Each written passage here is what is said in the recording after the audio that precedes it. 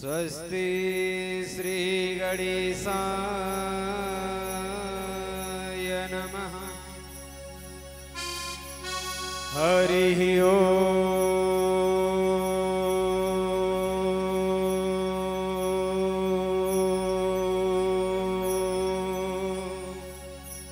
स्वस्ति श्री गणेशाय नमः। वक्रतुंड महाकाय कोटि सूर्य समप्रभा निर्विघ्नं कुरु मे देव सर्वकार्येषु सर्वदा।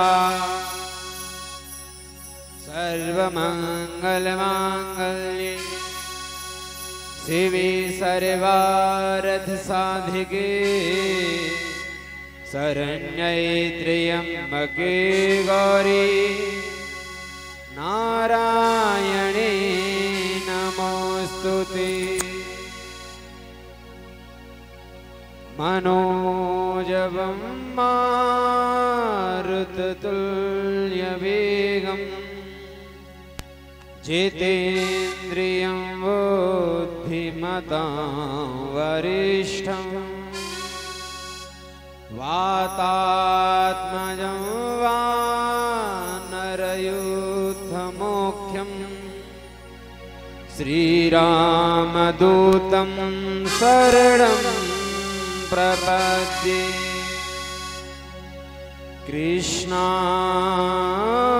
वासुदेवाय हरये परमात्मने प्रणतक्लेशनाशाय गोविन्दाय नमो नमः। नारायणं नमस्कृत्य नरं चैव नरोत्तमं देवीं सरस्वतीं व्यासं ततो जयमुदीरये।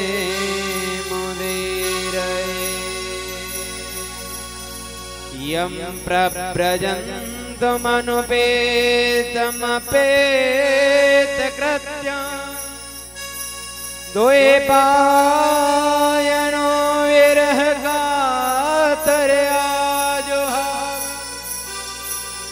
पुत्रेति तन्मयतया तरबोहिनीदो तं सर्वभूतहृदयं मुनिमानतोऽस्मि।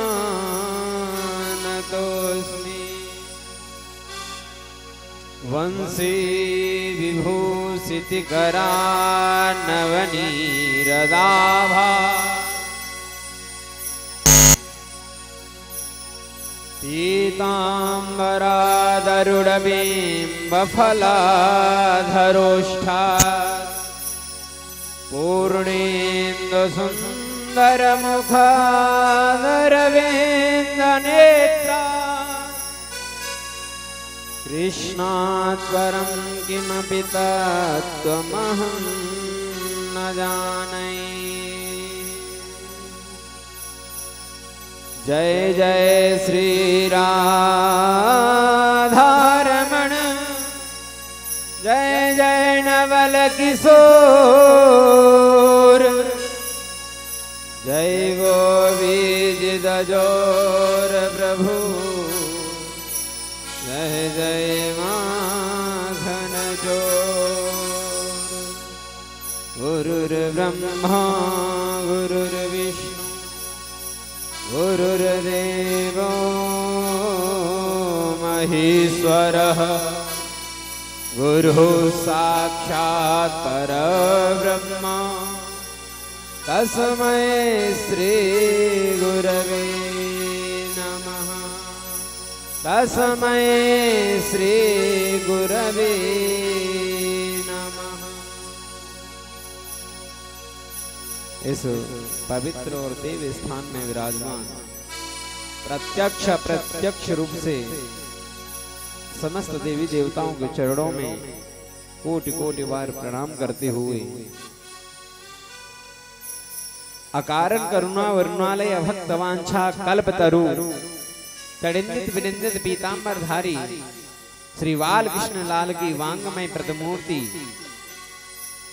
श्रीमद् भागवत महापुराण, जिसका रसस्वादन करने के लिए भागवत पांडाल में उपस्थित सभी पिता समान मेरे बुजुर्ग, हम उम्र भाई, भक्ति स्वरूपा माता और बहनें, संत महात्मा एवं मेरे साथ मंच पर आसीन मेरे आचार्यगण एवं संगीतज्ञ भाई, आप सभी के मन में, आप सभी के हृदय में जो सदैव विराजमान रहते हैं श्री राधा साक्षी गोपाल देवजू, श्री राधा रमन लाल जी, श्री वृंदावन बांके बिहारी लाल जी, उनके बार बार दर्शन करते हुए आज के इस दिव्य ज्ञान गंगा में प्रवेश करेंगे। एक बात आप सभी को बता देना चाहता हूं कि ये जो श्रीमद् भागवत सप्ताह ज्ञान यज्ञ है, ये ऐसे ही सुलभ नहीं हो जाती। कोई यदि चाहे कि ये धनबल से हो जाती है तो ये उसका सबसे बड़ा वहम होगा। ये यज्ञ धनबल से नहीं हो सकते। कोई चाहे कि ऐसे यज्ञ बाहुबल से हो जाएं तो बाहुबल से भी नहीं हो सकते। ऐसे यज्ञ, ऐसे पावन पुनीत कार्य बिना प्रभु कृपा के बल के संभव नहीं होते। जब तक प्रभु कृपा का बल हमें प्राप्त नहीं होता तब तक ऐसे यज्ञ और आयोजनों का अनुष्ठान संभव नहीं है। श्रीमद् भागवत में तो लिखा है, भाग्योदयेन बहुजन्म समर्जितेन सत्संगमं च लभते पुरुषो यदा वै। एक नहीं, जन्म जन्मांतरों के और कल्प कल्पांतरों के जब पुण्योदय होते हैं तभी हमें ऐसा सौभाग्य प्राप्त होता है। तो आइए आज के सत्र में प्रवेश लेने से पूर्व मन और वाणी को पवित्र करते हुए 2 मिनट भगवान नाम संकीर्तन करेंगे। जय राधे राधे गोविंद गोविंद राधे, राधे राधे गोविंद गोविंद राधे, जय राधे राधे गोविंद गोविंद राधे, राधे राधे गोविंद गोविंद राधे, गोविंद राधे राधे गोपाल राधे, ओ गोविंद राधे राधे गोपाल राधे, गोविंद राधे राधे गोपाल राधे, गोविंद राधे राधे गोपाल राधे, जय राधे राधे गोविंद गोविंद राधे, राधे राधे गोविंद गोविंद राधे। हरि बोल।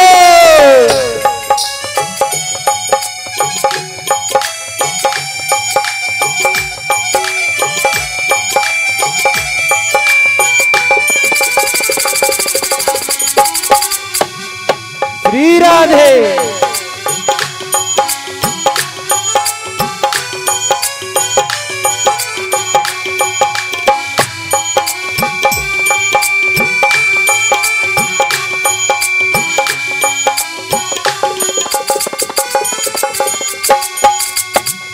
जय राधे राधे गोविंद गोविंद राधे, राधे राधे गोविंद गोविंद राधे, गोविंद राधे बोलो गोपाल राधे, हे गोविंद राधे बोलो गोपाल राधे, गोविंद राधे बोलो गोपाल राधे, हे गोविंद राधे बोलो गोपाल राधे, गोविंद राधे बोलो गोपाल राधे, हो गोविंद राधे बोलो गोपाल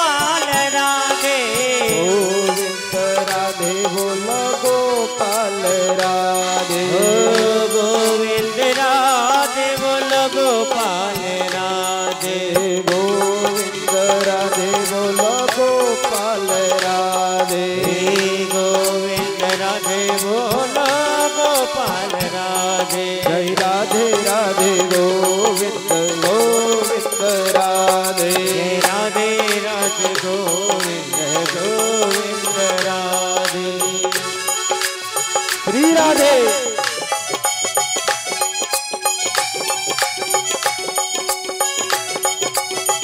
हरि बोल भज निताई गौर हरि।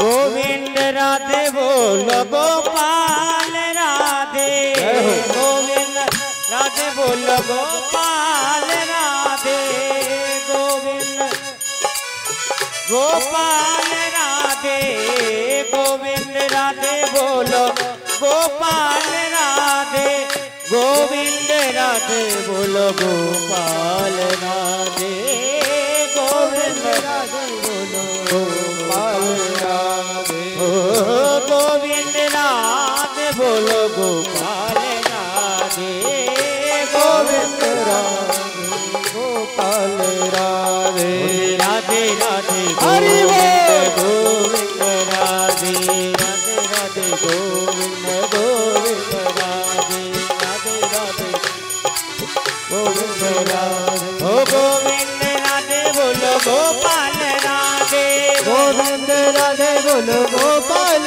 राधे। ओ गोविंद राधे बोलो गोपाल राधे गोविंद राधे बोलो गोपाल राधे। ओ गोविंद राधे बोलो गोपाल राधे गोविंद राधे बोलो गोपाल राधे। राधे राधे गोविंद गोविंद राधे राधे राधे गोविंद गोविंद राधे राधे राधे गोविंद गोविंद राधे राधे राधे गोविंद गोविंद राधे राधे राधे गोविंद गोविंद राधे राधे राधे गोविंद गोविंद राधे राधे राधे गोविंद गोविंद राधे राधे राधे गोविंद गोविंद राधे राधे राधे गोविंद गोविंद राधे राधे राधे गोविंद गोविंद गोविंद राधे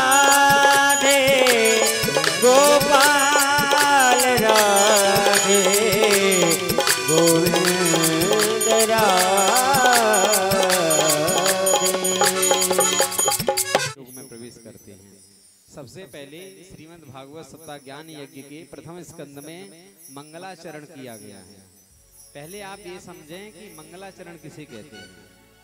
जब भी हम जैसे घर बनवाते हैं अपना, सरल भाषा में बताऊं आपको, तो सबसे पहले गणेश पूजन कराते हैं। कराते कि नहीं कराते हैं? नींव खोदते समय पूजन होता है। ऐसा माने हम कोई वाहन लेकर आते हैं तो सबसे पहले उसका पूजन कराते हैं। किस लिए पूजन कराते हैं? कि ये प्रभु की कृपा से सब कुछ अच्छे से चलता रहे, कोई विघ्न ना आए। ऐसे ही आप समझिए कि जब भी ग्रंथों की रचना हुई है, जब भी कोई ग्रंथ लिखा गया है, तो सबसे पहले किसी ना किसी देवी देवता का नाम लिया गया है। जैसे रामचरितमानस लिखा गया तो उसमें वंदना की गई किसकी, लेकिन प्रत्येक ग्रंथ में किसी ना किसी देवी देवता का नाम जरूर लिया गया है। जैसे रामचरितमानस में वर्णानामर्थ संघाना रसानाम छंदसामपि मंगलानाम च कर्तारो वंदे वाणी विनायको। वाणी अर्थात सरस्वती, विनायक अर्थात श्री गणेश जी। गणेश जी का और सरस्वती जी का वंदन किया गया है। तो लोगों को पता चलता है कि रामचरित जो है भगवान श्री राम का ग्रंथ है, प्रभु के राम की गाथा गाई गई है, और इसमें सरस्वती जी का और गणेश जी का मंगलाचरण किया गया है।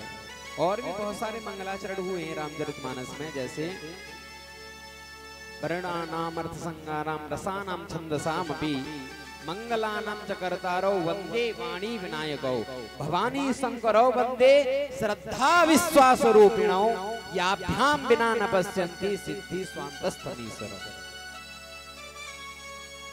जब दुर्गा सप्तशती हम पढ़ते हैं तो उसमें भी मंगलाचरण लिखा हुआ है। क्या?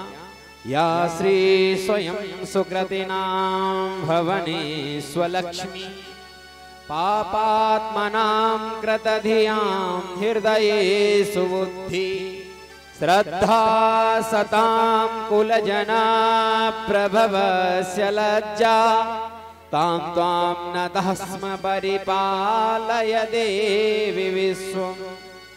देवी जी का नाम लिखा है। जब गणेश पुराण की रचना हुई तो गणेश जी का मंगलाचरण लिखा गया। शिव पुराण की रचना हुई तो शिव जी का वंदन किया गया, जिससे पता चले कि ये ग्रंथ शिव जी का है। कहते हैं ना श्री शिव महापुराण, शिव जी के नाम से मंगलाचरण किया गया है। ध्याये नित्यं महेशं रजतगिरिनिभं चारुचंद्रावतं संरत्ना कल्पोज्ज्वलांगं परशुमृगवरा वीतिहस्तं प्रसन्नम्। जब भी हम कोई अध्याय पढ़ते हैं, दुर्गा सप्तशती में 13 अध्याय हैं और 13 अध्यायों से पहले प्रत्येक अध्याय का एक स्पेशल ध्यान दिया गया है। देवी माता का ध्यान बताया गया है कि भैया इसमें इस देवी के चरित्र का वर्णन है, इसमें महाकाली का, इसमें महालक्ष्मी का, इसमें महासरस्वती का।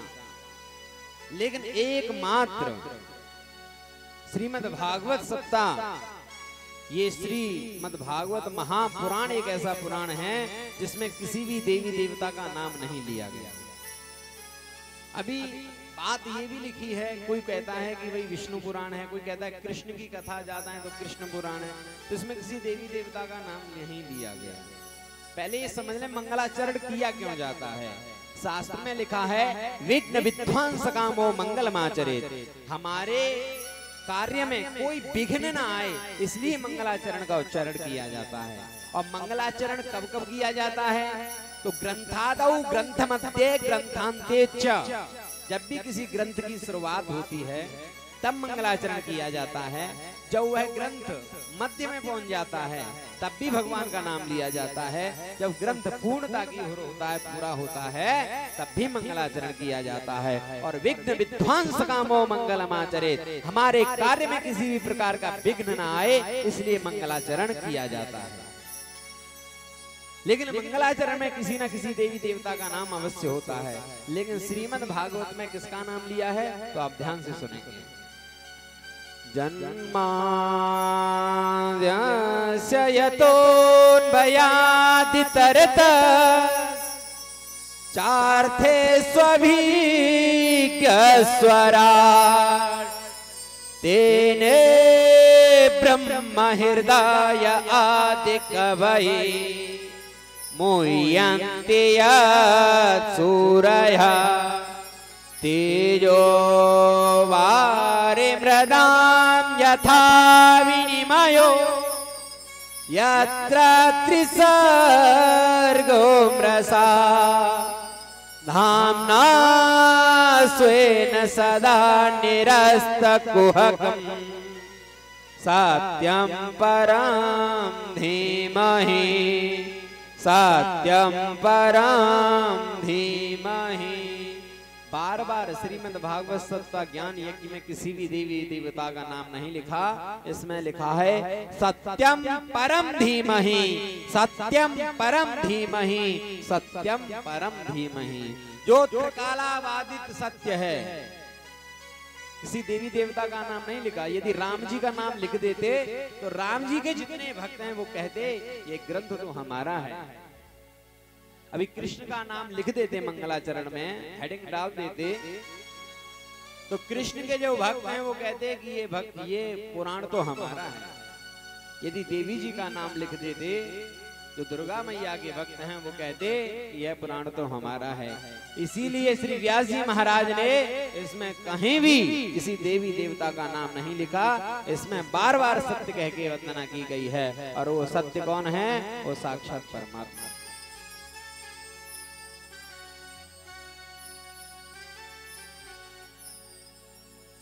जो संसार को बनाता है उसने ब्रह्मा जी के गर्भ से जन्म नहीं लिया, अपितु ब्रह्मा जी ने ही उसके नाभि कमल से जन्म लिया है। और उसकी सत्ता को जानने के लिए बड़े बड़े ज्ञानी और महात्मा और विद्वान चक्कर खा जाते हैं, फिर भी उसकी सत्ता को समझ नहीं पाते। तो साधारण मनुष्यों की क्या स्थिति होगी जब ब्रह्मा जी जैसे की बुद्धि चकरा गई? कब? आगे की कथा में आप सभी लोग सुनेंगे कि एक बार ब्रह्मा जी ने जितने भी ग्वाल वाल थे उन सभी को गायब कर दिया और ब्रह्मलोक में बिठा लिया था। भरोसा ही नहीं हो रहा था कि ये परमात्मा कैसा है, ये तो ग्वाल वालों के बीच में झूठा गा रहा है, जिसका यज्ञ करने के लिए, जिसका भोग लगाने के लिए लोगों को बड़े बड़े नियम संयमों का पालन करना पड़ता है। ये कैसा परमात्मा है जो ग्वालों के पीछे भागता है, जिसे अहीर की छोहरियां छोटे छोटे माखन के लिए नचा देती हैं, ये परमात्मा कैसे हो सकता है। तो उस परमात्मा की सत्ता को जानने के लिए, उनकी परीक्षा लेने के लिए ब्रह्मा जी ग्वाल वालों को लेकर चला जाते हैं। लेकिन बाद में क्या हुआ, बिभ्रद वेणुं जडर बडयो श्रृंगवेत्रे चकक्षे वामे पाणौ मसृण कवलं तत्फलान्याङ्गुलीषु। ऐसी मधुर लीला की भगवान ने कि ब्रह्मा जी के चारों मुख घूम जाते हैं। भगवान की ऐसी सत्ता है, जैसे आपने देखा होगा, अनुभव किया होगा, गर्मियों के समय पर जब हम रोड पर चलते हैं तो दूर से हमें ऐसा प्रतीत होता है रोड पर जैसे जल भरा हुआ है। बोलो कभी कभी अभी अनुभव होता है ना ऐसा। रास्ते में चलते हैं, महाराज जी देखते हैं दूर से कि पानी भरा हुआ है, लेकिन नजदीक जाकर देखते हैं तो वहां पर जल नहीं होता। इसे कहते हैं मृग मरीचिका। ऐसे ही संसार में चारों तरफ परमात्मा हर एक सर्वम विश्वमयम गिरोंग बदजा सर्वस्वरूपो वहो, अणु अणु में है, कण कण में जिसकी सत्ता है। लेकिन माया का प्रभाव हमारी आंखों पर ऐसा है कि हम उसको ढूंढ नहीं पा रहे, हमें वो दिख नहीं रहा है। क्यों? क्योंकि माया का पर्दा हमारी आंखों के सामने ऐसा है कि हम उसे समझ ही नहीं पाते। दूसरे श्लोक में बताया गया किम गेयम, पहले श्लोक में बताया है किम देयम, दूसरे में किम गेयम, तीसरे में किम पेयम। किसका गान करें, इसमें ऐसी क्या विशेषता है, भागवत को कौन सुन सकता है, भागवत का अधिकारी कौन है।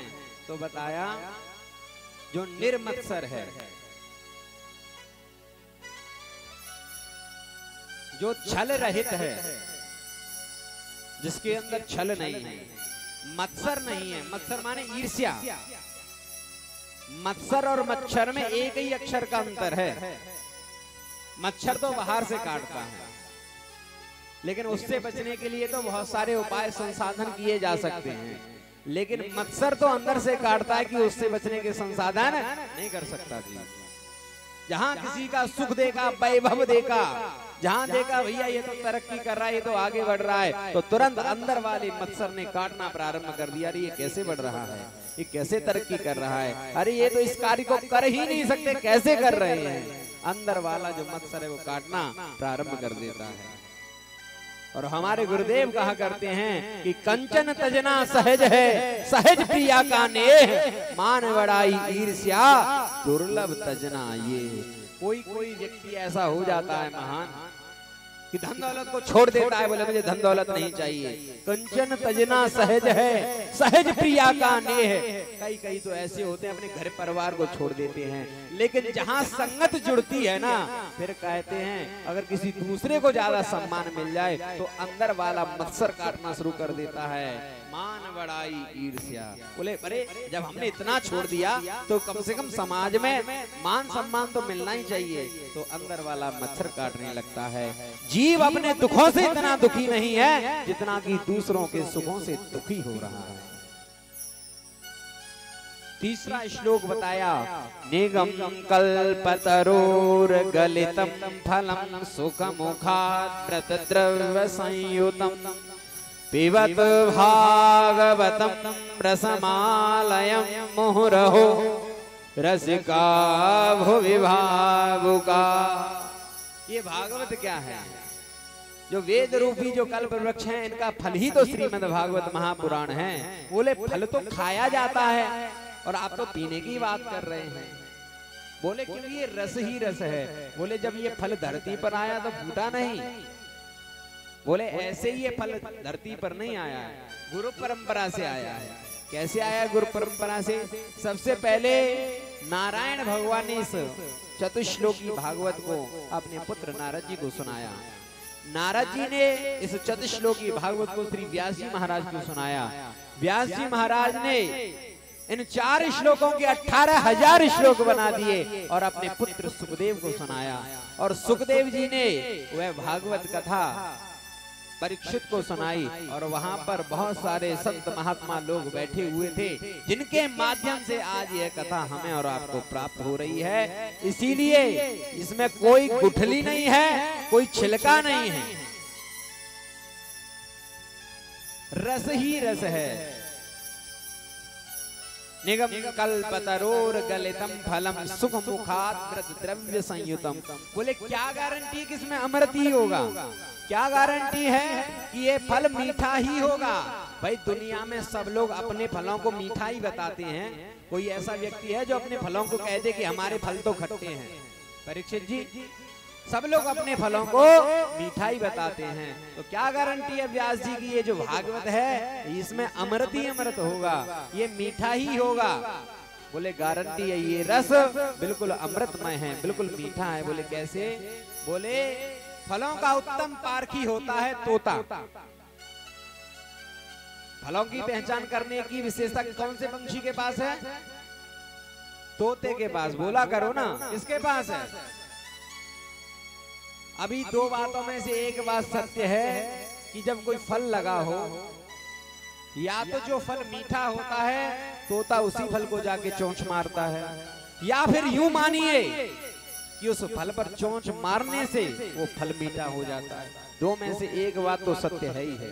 तो इसमें सुख जी का मुख लगा हुआ है, इसलिए गारंटी है 100%, 7% ये द्रव अमृत युक्त है। बोले भागवत कथा तो सुनी जाती है, तुम तो पीने की बात कर रहे हो कि पिबत भागवतम। भाई यहाँ पे लिखना चाहिए था श्रुत भागवतम। श्रुत माने सुनना और पिबत माने पीना।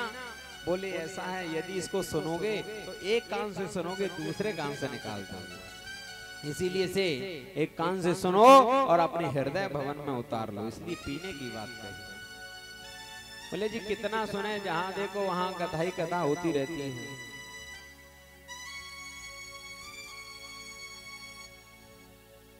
कोई कहता है कि यहाँ भी महाराज दूसरी तीसरी कथा हो रही है।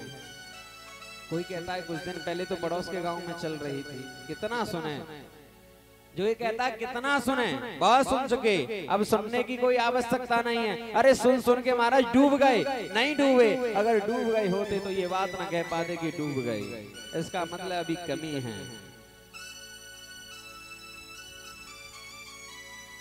इसीलिए जितना ज्यादा से ज्यादा हो सुनो। बोले किसको बुलाया, किसका नाम लिया? तो बताया अहो रसिका भुवे भाव का। वैसे तो ये भागवत कथा सभी के लिए है, सार्वजनिक है, कोई भी इसको आगे सुन सकता है, लेकिन विशेष रूप से 2 नाम लिए गए कि रसिक जन और भावुक जन। बोले क्या ये 2 लोगों के लिए है भागवत, और कोई नहीं सुन सकता क्या गांव में, पड़ोस में, दूसरे गांव में? बोले नहीं, सुन तो सब सकते हैं, लेकिन विशेष नाम 2 लोगों के बुला रहा हूँ। बोले कौन कौन? बोले एक तो रसिक जन और भावुक जन। जैसे कोई बाबूजी यात्रा कर रहे हो बढ़िया फर्स्ट क्लास एसी की, और उसमें जल इत्यादि की तो व्यवस्था होती ही है।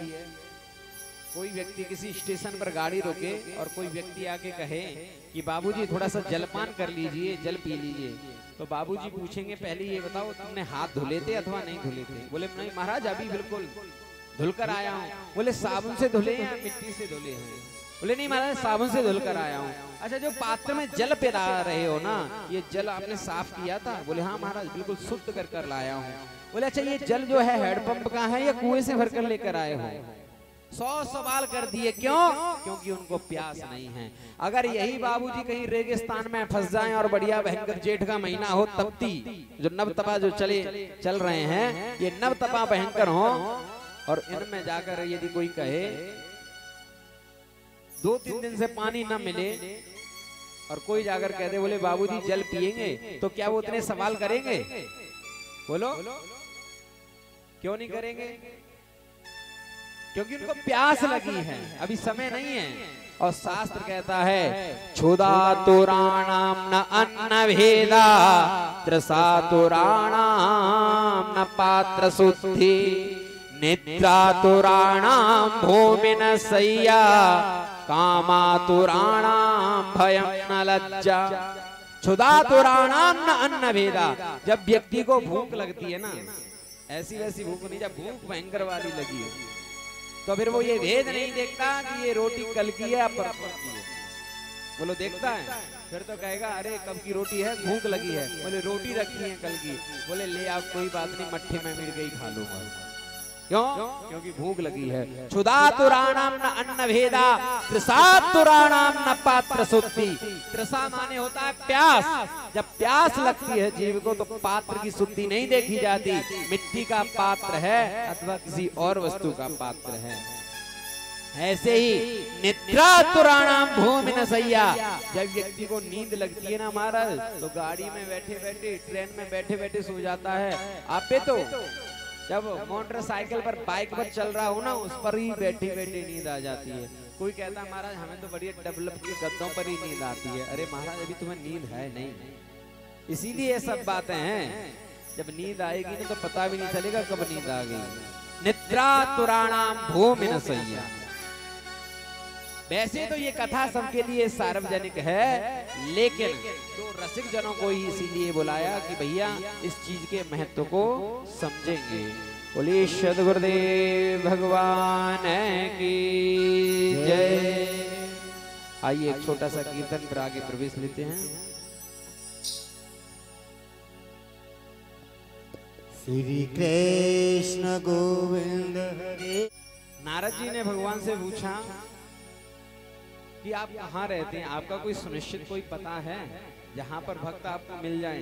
आप बैकुंठ में रहते हैं, बैकुंठ जाना पड़ेगा आपसे मिलने के लिए, अथवा माता लक्ष्मी के पास जाना पड़ेगा, अथवा जो योगी बड़े बड़े तपस्वी जो महात्मा हैं जो तप करते हैं, क्या उनके हृदय में आपकी प्राप्ति होगी?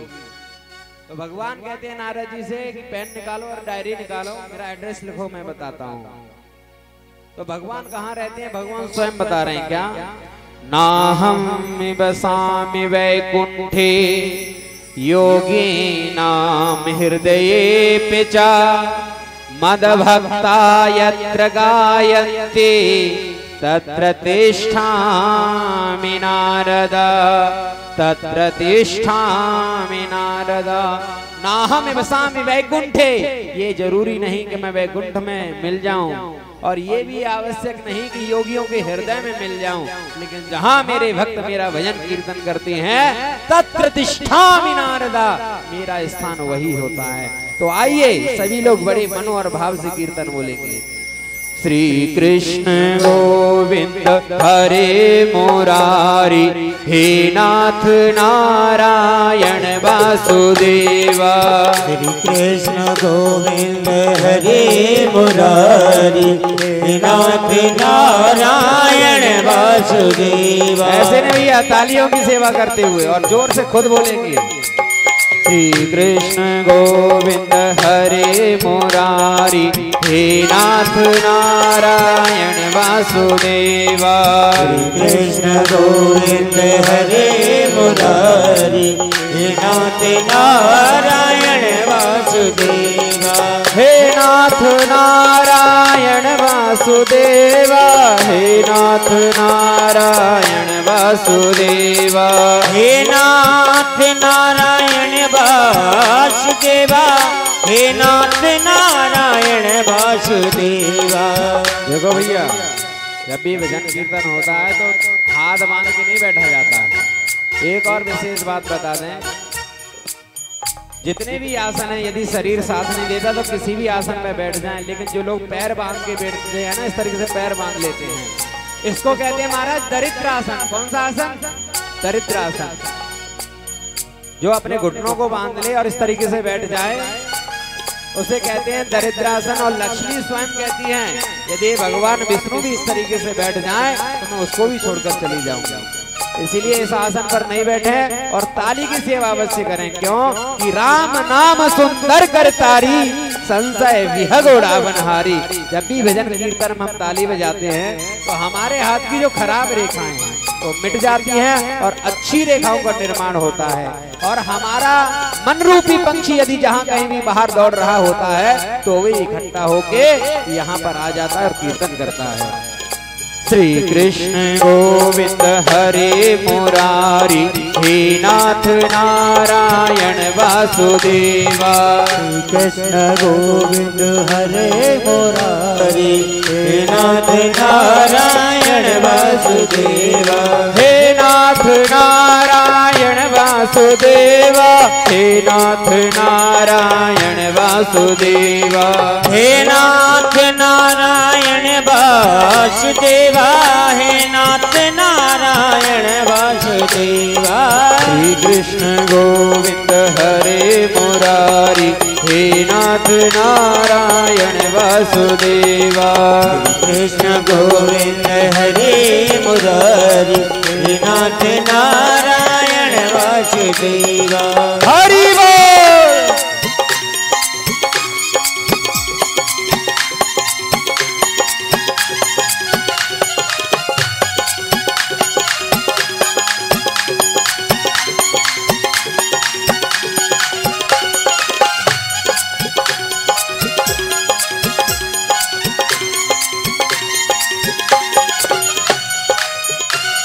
ओ सागर में तू है, गागर में तू है, गागर में तू है, सागर में तू है, सागर में तू है, सागर में तू है, सागर में तू है, गागर में तू है, गागर में तू है, सागर में तू है। सागर की लहरों ने तुम्हें पुकारा, सागर की लहरों ने तुम्हें पुकारा। हे नाथ नारायण वासुदेवा। कृष्ण गोविंद हरे मुरारी, हे नाथ नारायण वासुदेवा। कृष्ण गोविंद हरे मुरारी, हे नाथ नारायण वासुदेवा। ओ श्री कृष्ण गोविंद हरे मुरारी, हे नाथ नारायण वासुदेवा। श्री कृष्ण गोविंद हरे मुरारी, हे नाथ नारायण वासुदेवा। बोलो राधे कृष्णा राधे कृष्णा राधे राधे राधे कृष्णा राधे कृष्णा कृष्णा कृष्णा राधे। बोलो राधे कृष्णा राधे कृष्णा कृष्णा कृष्णा राधे राधे राधे कृष्णा राधे कृष्णा कृष्णा कृष्णा राधे। बोलो राधे राधे राधे, बोलो राधे राधे राधे, बोलो राधे राधे राधे, बोलो राधे राधे राधे, बोलो राधे राधे राधे, बोलो राधे राधे राधे, बोलो राधे राधे राधे, बोलो राधे राधे राधे, राधे राधे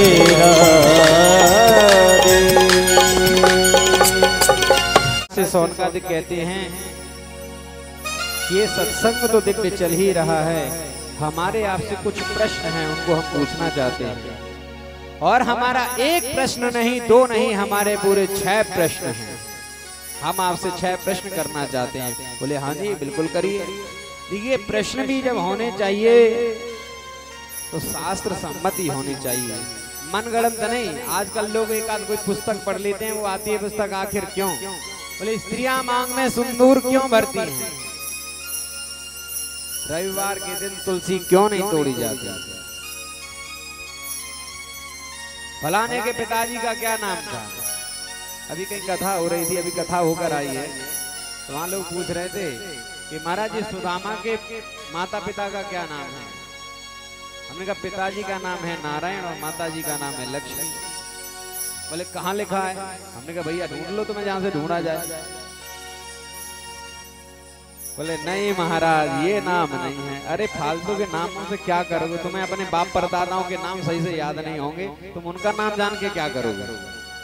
अभी ये समझो कि उस कथा से हमें सार क्या मिलता है, सीख क्या मिलती है। तुम वंशावली लेके क्या जगह बनना चाहते हो।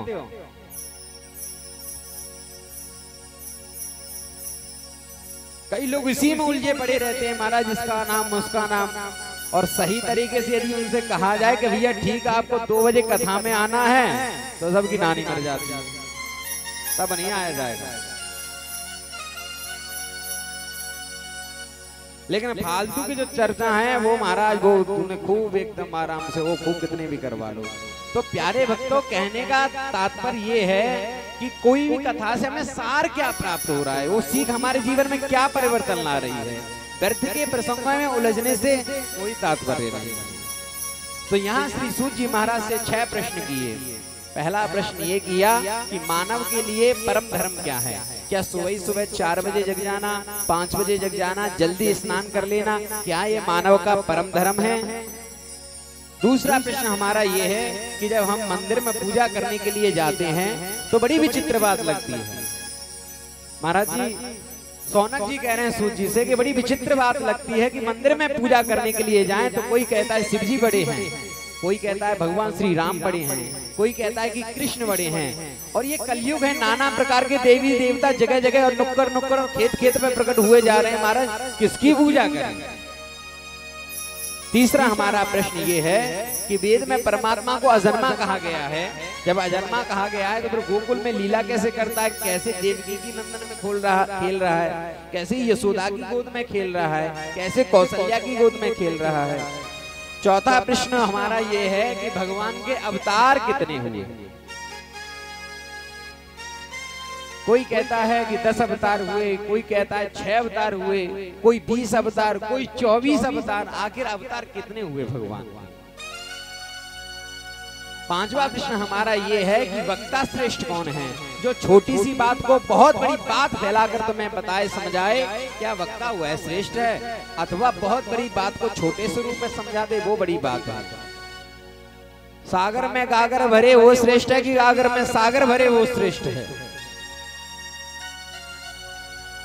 पांचवा हमारा प्रश्न ये है कि जब हमारे प्रभु लीला संपन्न करके अपने गोलोक धाम को गए तो धर्मा कम शरणम गता, धर्म किसकी शरण में चला गया? हमारे इन प्रश्नों का उत्तर दीजिए। सूत जी महाराज गदगद हो गए, बोले महात्मा तुमने आज अपने लिए नहीं जगत के कल्याण के लिए ये बात पूछी है। और जब जब भी महात्मा कोई कार्य करते हैं ना तो समाज के कल्याण के लिए और उत्थान के लिए करते हैं, क्योंकि महात्मा लोग अपनी जिंदगी तो जी चुके जितनी जीनी थी, अब तो बस वो निकल पड़े हैं आप लोगों को जगाने के लिए। कई जगह जब कथाएं होती हैं तो कुछ बच्चे इतने प्रभावित हो जाते हैं कि महाराज, बच्चे कहते हैं महाराज जी हम तो आपके साथ ही चलेंगे। तो माताओं को बड़ा डर लगने लगता है कहीं ऐसा ना हो ये महाराज जी के साथ जाके कहीं महात्मा ही ना बन जाए। माता को ये डर नहीं लगता कि चोर डाकू बन जाए, लेकिन माता को डर ये लगता है महात्मा न बन जाए। अरे महात्मा बनना कोई इतनी साधारण बात नहीं है जितना आपने सोच लिया है कि बस अपने पैंट शर्ट उतारे और धोती पहनी दुपट्टा डाला बन गए महात्मा। अरे महात्मा बनने के लिए बड़ा तप और शरीर को तपाना पड़ता है। ऐसा नहीं 2 रुपए की रंग की पैकेट ली, अपनी धोती को रंग लिया और पहन लिए महात्मा बन गए। ऐसे महात्मा नहीं बनते हैं। महात्मा इसका नाम नहीं है। जो सच्चा महात्मा होगा ना वो पैंट शर्ट में भी महात्मा है। तो जब भी द्वार पर हमारे घर पर संत महात्मा पधारे हमें उनका सम्मान करना चाहिए, क्योंकि अपनी जिंदगी जी चुके, अब हमारे और आपके लिए संसार में भटक रहे हैं कि किसी ना किसी तरीके से आपका हाथ पकड़े और गोविंद से जुड़वा दे, गोविंद के पैर पकड़वा दे। हे महात्माओं, मैं तुम्हारे प्रश्न से बड़ा ही प्रसन्न हूँ। मैं आपको उत्तर देने से पहले अपने गुरुदेव श्री सुखदेव जी का ध्यान कर लेता हूँ। तो सुखदेव जी का ध्यान किया। यम प्रव्रजन्तमनुपेतमपेत कृत्यम द्वैपायनो विरह का तरया जुहाव पुत्रेति तन्मयतया तरवोऽभिनेदो तम सर्वभूत हृदय मुनिमानदोस्मि। ऐसे श्री सुखदेव जी जिनका जैसे नाल छेदन संस्कार हुआ, अभी तक यज्ञोपवीत संस्कार नहीं हुआ है और जंगल में चढ़े गए, ऐसे सुखदेव जी का हम बारंबार वंदन करते हैं, प्रणाम करते हैं। सौनकादिक ऋषि कहते हैं अरे प्रभु हम ये जानना चाहते हैं सुखदेव जी कौन है। तो बताया एक दिन गौलोक धाम में राधा रानी के पास एक तोता निवास करता है जो दिन रात प्रभु का नाम लेता रहता है। राधा रानी ने कहा यहाँ पर हो, जाओ संसार में जाओ, भगवान का प्रचार प्रसार करो। बोले हे राधा रानी, जब तक यहाँ पर मैं हूँ तो 2-4 माला प्रभु के नाम की जप रहा हूँ, यदि संसार में चला गया तो ये भी छूट जाएंगी, क्योंकि वहाँ की जो विष्णु की माया है ना वो बड़ी बलवती है, जीव को घेर लेती है। जब जीव गर्भ में होता है तो बार बार भगवान से प्रार्थना करता है, हे प्रभु एक बार मुझे संसार से निकाल दे, दिन रात मैं तेरा भजन करूंगा। लेकिन जैसे ही संसार से बाहर, जैसे ही उस नर्क से बाहर निकल कर आता है तो फिर यहीं कहीं उलझ जाता है और इसी जन्म और मरण के चक्कर में पड़ा रहता है, इससे आगे नहीं निकल पाता। राधा रानी ने कह दिया कि जा, तुझे मेरा आशीर्वाद है, तुझे विष्णु की माया नहीं व्यापेगी, विष्णु की माया का कोई भी प्रभाव तुम्हारे ऊपर नहीं पड़ेगा। बोले सद्गुरुदेव भगवान की जय। प्यारे भक्तों, ये श्रोता जी से कहो जो सो रहे हैं हमारे, इनसे कहो थोड़ा पैर साइड में कर लें, भागवत की तरफ पैर करके नहीं बैठा जाता है। कुछ जीवन में उतारो, जब यहाँ सुन रहे हैं कथा, अगर पैर में दिक्कत है तो कुर्सी ले लो भैया, कोई दिक्कत नहीं, बैठ जाओ आराम से कुर्सी पे। अभी 2 आसन मैंने बताए, कौन कौन से? एक तो जो अब आप बैठ गए हो पैर बांध के, ये इसको दरिद्र आसन कहते हैं। क्या सुनते हैं ये बताओ, हमारी भाषा समझ में आ रही है या नहीं आ रही? सच सच बताना, आ रही है? आ रही है या नहीं आ रही है? कहीं ऐसा तो नहीं कि हम जो है बोले जा रहे हैं तुम लोगों को समझ ही नहीं आ रही हो। इसको दरिद्र आसन कहते हैं, जो दोनों घुटने बांध लिए जाते हैं बाबूजी, इसको कहते हैं दरिद्र आसन। अगर लक्ष्मी देख लें विष्णु को ऐसे बैठे हुए, वो कहती है कि तुम इसमें बैठोगे तो हम तुम्हें छोड़ के चली जाएंगे। मतलब छोड़ के जाने का मतलब क्या है? खेती में घाटा पड़ेगा, घर में बीमारियां आएंगी, इससे क्या होगा कि धन का जो धन है वो धीरे धीरे निकल जाएगा, टिकेगा नहीं बिल्कुल। खूब आदमी खूब मेहनत करेगा, लेकिन मेहनत करने के बाद भी उतना फल प्राप्त नहीं होगा जितना वो चाहता है या जितना उसको मिलना चाहिए। तो इसीलिए मैं बार बार आपसे कहता हूँ कि ज्यादा कुछ बात नहीं तो एक आध बात है तो ग्रहण कर ही लो। हाँ मैं समझता हूँ कि देखिए आप बुजुर्ग हैं, नहीं बैठा जाता होगा, इसमें कोई संशय नहीं। तो 2 आसन बताए ना, जैसे मर्जी बैठ जाओ, कोई दिक्कत नहीं। जिस आसन पर आप बैठना चाहते हैं उस आसन पर बैठ जाइए, लेकिन दरिद्र आसन पर नहीं बैठिए। प्रभु आप सभी से हाथ जोड़ के मेरी प्रार्थना है कि इस आसन पर बैठेंगे तो आप श्रीहीन हो जाएंगे। और मैं ये नहीं चाहता कि कल के लिए ऐसा हो कि महाराज जी आए कथा के लिए और उस कथा के बाद से हमें तो नुकसान नहीं हो रहा है। क्यों? क्योंकि आप कार्य कर रहे हैं, ऐसा मैं बार बार रोक रहा हूँ, बार बार आपको जगा रहा हूँ कि इन आसनों पर मत बैठिए। चाहे तो पैर दूसरी दिशा में कर लें, शरीर साथ नहीं दे रहा, 4 पाई की व्यवस्था की है हमारे परीक्षित जी ने, आराम से इस पर लेट के सुन लो, कोई दिक्कत नहीं। लेकिन दरिद्र आसन पर मत बैठो, भगवान की तरफ आगे पैर करके मत बैठो। पैर को मोड़ लो, एक पैर मोड़ना है, कोई दिक्कत परेशानी नहीं। पेची की तरफ पैर कर लो, कोई दिक्कत नहीं, लेकिन 2 आसनों को छोड़िए। वृंदावन वाके बिहारी लाल की जय, बोले राधा रानी सरकार की जय। प्यारे भक्तों, राधा रानी ने कह दिया कि ऐसा है, तुम्हें भगवान विष्णु की माया का प्रभाव तुम्हारे ऊपर नहीं पड़ेगा। एक दिन नारद जी ने मन में विचार किया, बोले संसार में भागवत का प्रचार प्रसार होना चाहिए। एक बार लक्ष्मी नारायण में तो झगड़ा करा चुका हूं, अब एक बार जो है भोलेनाथ में और पार्वती में भी तकरार हो जाए। ऐसा विचार करके देखो, नारद कोई साधारण नहीं है। नारदो देव दर्शना, जिसको जीवन में नारद जी का दर्शन हो गया उसे प्रभु का दर्शन अवश्य हुआ है, चाहे संसार में कोई भी कथा उठा के देखो। और हमारे ब्रज में तो एक कहावत है, नारद जाकी बात कबू रद्द ना होवे, वो है नारद।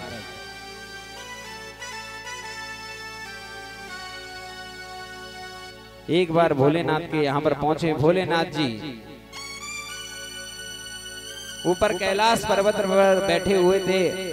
अंदर गुफा में प्रवेश करते हैं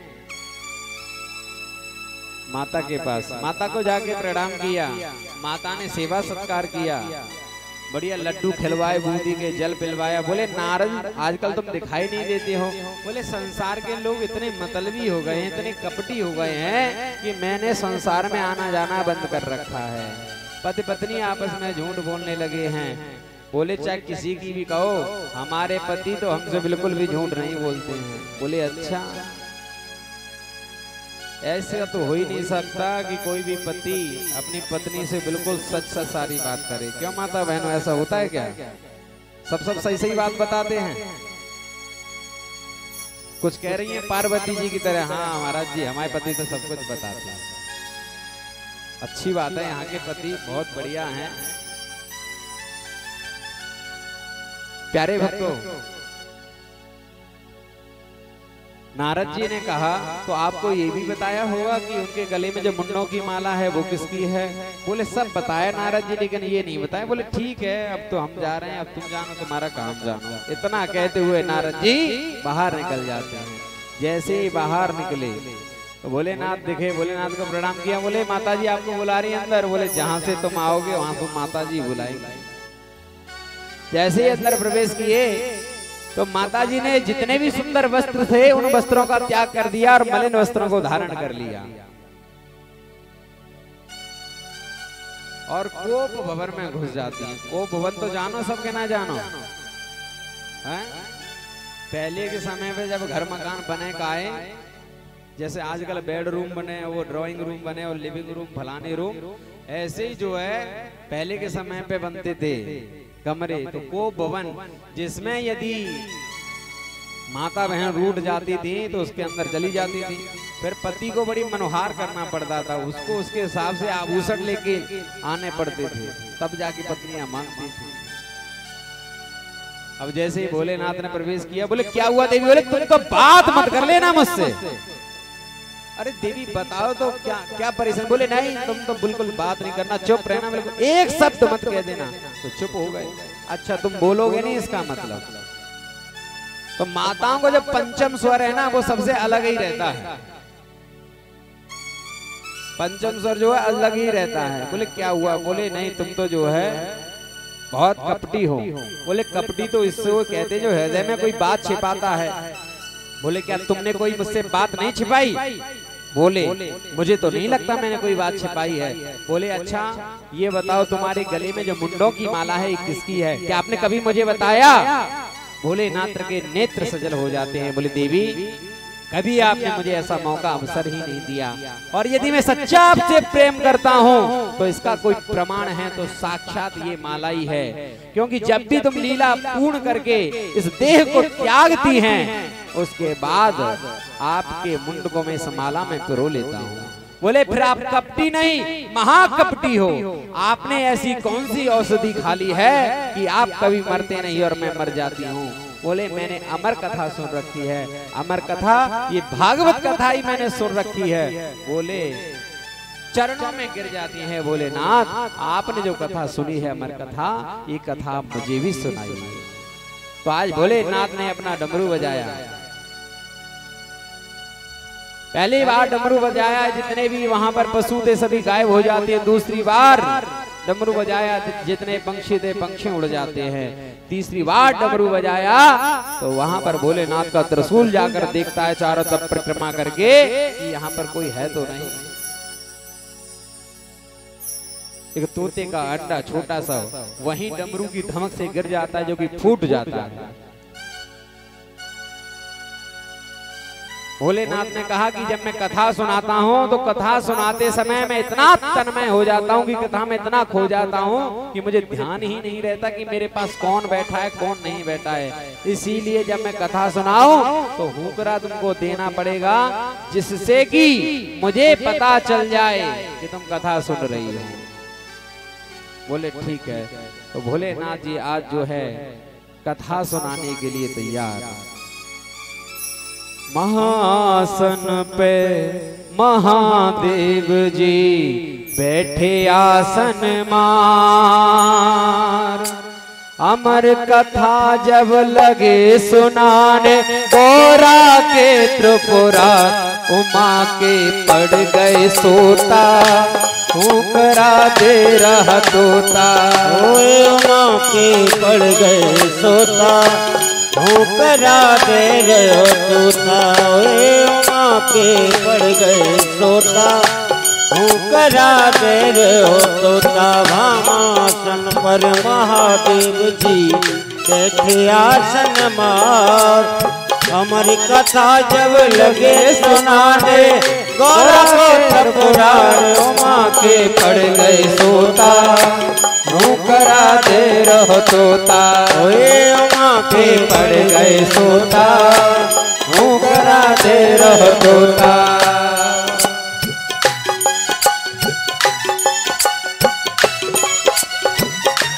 हरि बोल।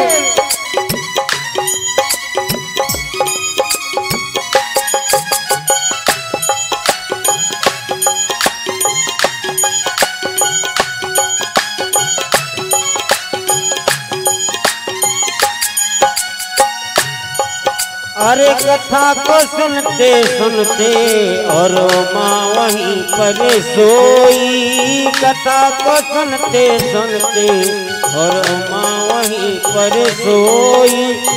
कथा सुनी तो ताने और देते हूँ करा बोई। कथा सुनी तो ताने और देते हूँ करा बोई। पूरी कथा सुनी तो ताने पूरी कथा सुनी तो ताने निकला वो होशियार। अरे हाँ निकला वो होशियार। कभी हंसता कभी रोता फूकरा दे रहे तोता। कभी हंसता कभी रोता फूकरा दे रहे तोता। कभी हंसता कभी रोता फूकरा दे रहे तोता। हरि बोल।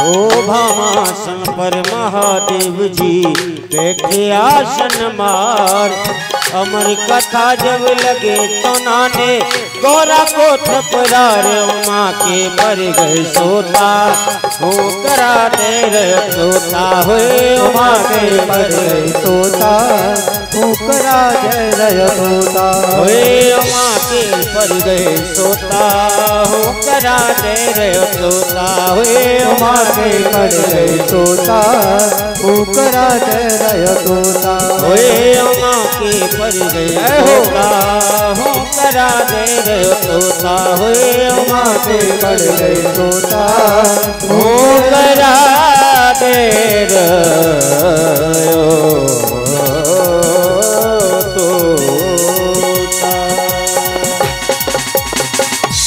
जब भगवान भोलेनाथ ने जब कथा प्रारंभ की तो पीछे जो फूटा हुआ अंडा था वो जुड़ जाता है। दूसरे दिन की जब कथा प्रारंभ हुई तो उससे वो अंडा फूट जाता है, जीव बाहर निकल के आता है। तीसरे दिन की कथा में तो वो पुलकित होने लगता है और चौथे दिन तो भगवान कृष्ण का जन्म होता है ना कथा में, रसगुल्लों की कथा होती है। फिर तो वो आनंद से कथा सुनने लगा, आनंद विभोर करने लगा। लेकिन जैसे ही पांचवें दिन की कथा प्रारंभ हुई कोई उमा जी को नींद आगे घेर देती है। कर दिया है, अब जो है कथा बंद हो जाएगी, क्या करूं? तो इसने इस तोते ने, तोते के बच्चे ने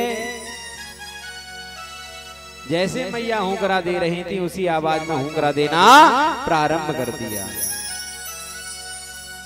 जब 7वें दिन की कथा हुई तो जयकारा लगा, तो जयकारा लगते ही माता की नींद टूट जाती है। बोले प्रभु आपने बताया था अभी उद्धव प्रसंग चल रहा था। बोले वो कथा तो निकल गई। बोले मैंने सुन नहीं पाई, मुझे माफ करिए, मैं सो गई थी। बोले तो ये हुंकरा कौन दे रहा था? तो पीछे से तोता पंख फड़फड़ा के उड़कर आया। भोलेनाथ को गुस्सा आया, बोले ये तो चोर है जो कथा को पीछे बैठकर सुने, जो कथा को ऊंचे सिंहासन पर बैठकर सुने, ये कथा का दोषी होता है, अब इसको दंड मिलना चाहिए। तो भोलेनाथ ने अपना त्रिशूल उठा लिया और इसको मारने के लिए दौड़े। देखिए अद्भुत क्या दृश्य है, क्या छवि है। भोलेनाथ मारने के लिए तैयार है त्रिशूल लेकर, और वो नन्हा सा पंछी अपने प्राण बचाने के लिए उड़ा जा रहा है। चारों तरफ गया, जब कहीं जगह नहीं मिले तो व्यास जी महाराज के घर पर गया। वहां पर उनकी पत्नी छत पर केस सुखा रही होती हैं, तो उनके गर्भ में प्रविष्ट कर जाता है। भोलेनाथ जी पहुंचे दरवाजे पर, तो व्यास जी महाराज ने खड़े होकर प्रणाम किया। व्यास जी महाराज ने जैसे ही प्रणाम किया, बोले ठीक है, तुम्हारे घर में मेरा एक चोर है, उस चोर को घर से बाहर निकालो। बोले भोलेनाथ आप धन्य हैं, चोर है, आपका कुछ चढ़ा कर आया है। बोले हाँ। बोले कोई हड्डी उठा लाया है क्या, कोई कंकाल ले आया है क्या? क्यों? धन दौलत तो आप रखते नहीं, पूरे संसार को दो, धन दौलत से परिपूर्ण कर देते हैं। संसार में भोलेनाथ के ऐसे उपाय हैं जिनको करने से धन धान्य की वृद्धि होती है, लेकिन भोलेनाथ के पर्सनल खजाने में देखा जाए तो कुछ भी नहीं है, एक कौड़ी भी नहीं है, लेकिन पूरे संसार को परिपूर्ण रूप से उनको करते हैं।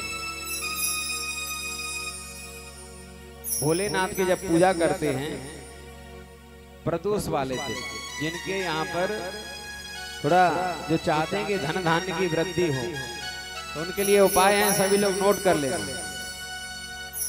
सबसे पहले प्रदोष के दिन शाम के समय भोलेनाथ की पूजा करना, प्रदोष का व्रत रखना, और शाम के समय जब भोलेनाथ की पूजा करें तो बिलपत्र तो चढ़ा ही चढ़ाएं, साथ में बिलपत्र की भस्म जरूर भोलेनाथ के लगाएं।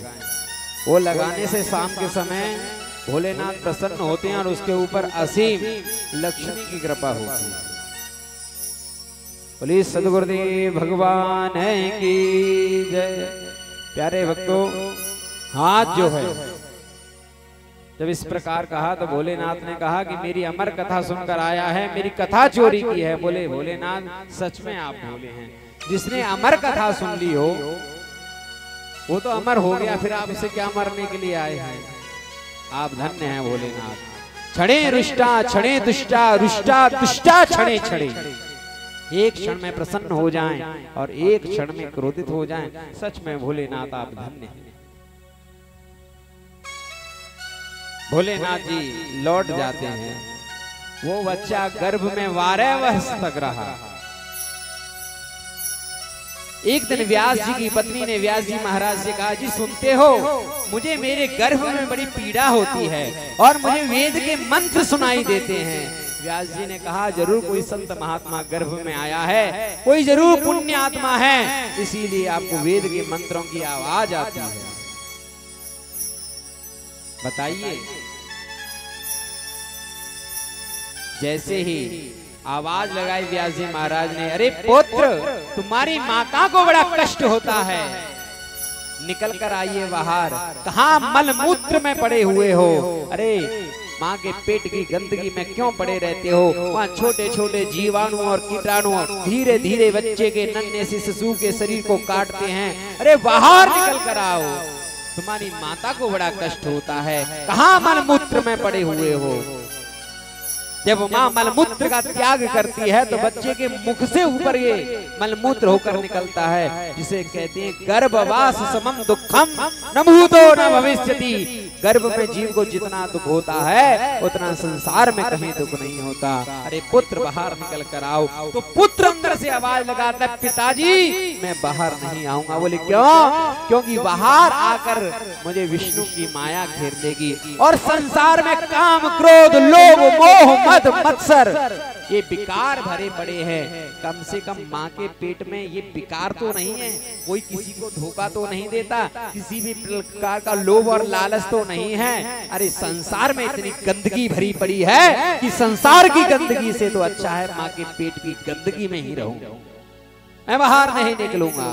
बोले मैं तुझे वचन देता हूँ कि विष्णु की माया तेरे ऊपर प्रभाव नहीं करेगी। बोले नहीं, जब तक साक्षात मायापति विष्णु आकर ये न कह दें कि मेरी माया का प्रभाव तेरे ऊपर नहीं होगा, तब तक मैं बाहर नहीं निकलूंगा। तो मायापति साक्षात भगवान विष्णु आते हैं और कहते हैं कि जा बेटा, तुझे आज से मेरी माया का प्रभाव नहीं सताएगा। जैसे ही जन्म हुआ, जन्म होते ही जैसे ही नाल छेदन संस्कार हुआ, जैसे ही नाल कटी, अभी तक यज्ञोपवीत संस्कार भी नहीं हुआ और तुरंत जंगल की तरफ दौड़ लगा दी। व्यास जी महाराज ने कहा कि मेरा बेटा कैसा है, जगते ही तुरंत जंगल में जा रहा है। तो पीछे पीछे व्यास जी के जा रहे हैं, अरे पुत्र लौट कर आ जाओ, अरे पुत्र कहाँ जा रहे हो, लौट कर आओ। जंगल में जा रहे थे, कुछ स्त्रियां सरोवर में स्नान कर रही थी। जब व्यास सुखदेव जी गए तो स्नान करती रहीं, लेकिन जैसे ही व्यास जी महाराज जाने लगे तो निकल कर अपने वस्त्रों को धारण करने लगे। व्यास जी महाराज ने कहा, अरे अभी मेरा जवान पुत्र यहाँ से निकल कर गया है और तुम निर्लज्जों की तरह स्नान करती रही। मैं तुम्हारे बाप दादा परदादाओं की उम्र का व्यक्ति जा रहा हूँ तो मुझसे शर्म कर रहे हो। तो उन स्त्रियों ने कहा, व्यास जी महाराज आप जानते हैं कौन स्त्री है, आप जानते हैं कि कौन पुरुष है, आपका पुत्र नहीं जानता कि कौन स्त्री है कौन पुरुष है। आपका पुत्र माया से परे है। पुत्र लौट कर आ जाओ, पुत्र लौट कर आ जाओ। लेकिन पुत्र लौट कर नहीं आता। वृक्षों ने उत्तर दिया, यम प्रव्रजन्तमनुपेतमपेत कृत्यं द्वैपायनो विरह का तरया जुहावा पुत्रेति तन्मयतया तरवोऽभिनेदोस् तम सर्वभूत हृदया मुनिमानतोऽस्मि मुनिमानतोऽस्मि। अरे पुत्र लौट कर आ जाओ, पुत्र लौट कर आ जाओ। अरे व्यास जी महाराज किस लिए पुत्र चाहते हो? जब आप मर जाएं तो आपको दाह दे दे, आपको लकड़ी प्रदान कर दे, किस लिए पुत्र चाहते हो? पुत्र ऐसा ना हो कि एक घर को चलाए, पुत्र ऐसा ना हो एक परिवार को चलाए, पुत्र ऐसा ना हो जो समाज को चलाए, पुत्र ऐसा होना चाहिए जो पूरे देश को चलाए और आपको अपने आप पर गर्व हो कि हमारा पुत्र ऐसा है। उसे व्यर्थ के प्रपंचों में ना उलझाइए व्यास जी महाराज, आपका पुत्र बड़ा बैरागी है, ये दोस्तों संसार के कल्याण के लिए छोड़ दीजिए, इसे तो संसार का कल्याण करने दीजिए। आज व्यास जी महाराज को वह पुत्र सुखदेव जंगल में बैठकर तप करने लगता है। व्यास जी महाराज लौट आते हैं और व्यास जी महाराज बड़े दुखी होते हैं, क्या करूं, मेरा पुत्र था चला गया जंगल। संसार में देखा, संसार के प्राणी खाते हैं पीते हैं और लड़ते हैं, कोई भी भगवान का भजन नहीं करता, सब माया के कार्यों में। तो व्यास जी महाराज ने एक वेद के 3 भाग और कर दिए, 4 वेद हो गए, ऋग्वेद, यजुर्वेद,